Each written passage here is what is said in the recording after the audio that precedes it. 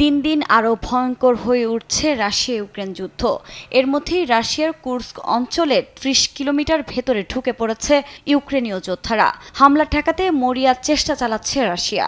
ওই অঞ্চলে পাঠানো হয়েছে বাড়তি সেনা। এ অবস্থায় দুপক্ষের চলছে তুমুল লড়াই। এর মধ্যেই অঞ্চলটিতে বেশ কয়েকজন আহতের খবরও পাওয়া গেছে। রুশ প্রশাসন বলছে ইউক্রেনীয় বাহিনীর বেশ কয়েকটি সাঁজোয়া যানের অনুপ্রবেশ ঠেকিয়েছে তারা। ১৪টি ড্রোন ও ৪টি ক্ষেপণাস্ত্র ধ্বংস করেছে। অন্য অঞ্চলে হামলায় ব্যবহৃত ইউক্রেনের আরও ১৮টি ড্রোন ধ্বংসের দাবিও তাদের। তবে শুধু পাল্টা হামলাই নয়, রাশিয়ার মাটিতেই ইউক্রেনের হামলার কঠোর জবাব দেওয়ার হুঁশিয়ারি দিয়েছে মস্কো। তবে সামরিক বিশেষজ্ঞদের মতে রাশিয়ার ভেতরেই ইউক্রেনের আকস্মিক হামলা ক্রেমলিনের দুর্বলতার সামনে এনেছে। তবে রুশ প্রেসিডেন্ট ভ্লাদিমির পুতিন একে বড় ধরনের উস্কানি হিসেবে দেখছেন।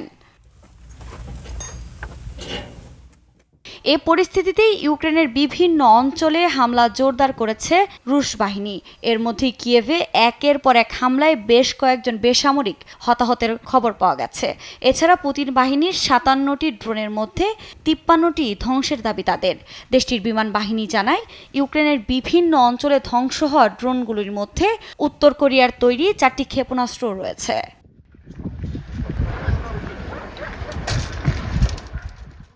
যুদ্ধক্ষেত্রে উত্তপ্ত এই পরিস্থিতির মধ্যেই জাপোরিজিয়া পারমাণবিক বিদ্যুৎ কেন্দ্রে হামলার ঘটনা ঘটেছে।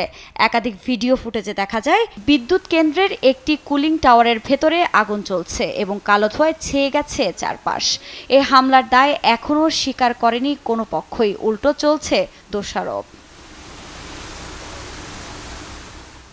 এর মধ্যে যুদ্ধক্ষেত্রে ব্যবহারের জন্য ইরানের কাছ থেকে কয়েকশো ব্যালিস্টিক ক্ষেপণাস্ত্র নেবে রাশিয়া।